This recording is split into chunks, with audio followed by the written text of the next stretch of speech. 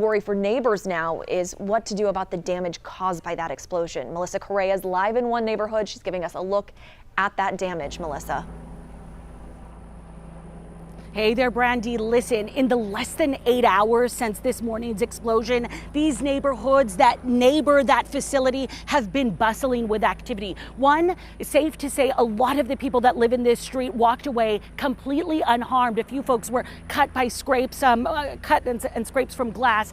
But Houston police, insurance adjusters, the city, building inspectors, you have so many people out here, even construction crews already assessing and trying to temporarily patch up windows and doors to so many homes out here. As you've heard, maybe upwards of 300 homes have been damaged by this explosion, including the home of Francisco Castejon. We cannot take you inside. We wish we could because cell service is low and we don't want to lose our signal.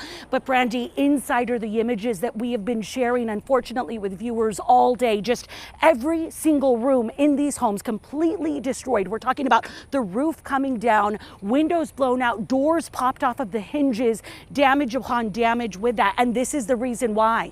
Just beyond that tree line there, you see what neighbors are telling us is ground zero of this explosion.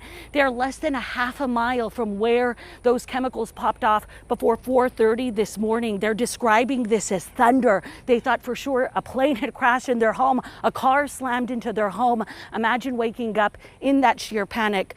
But in spite of all of that, Brandy, tempers are good. People are in great spirits. The community is really rallying together. No surprise there. Those items can be replaced. People cannot be. And I want to encourage folks, Melissa, to check out your Twitter page. That's KHOU Melissa. You've been sharing some of those images from inside those homes. Pretty powerful and devastating.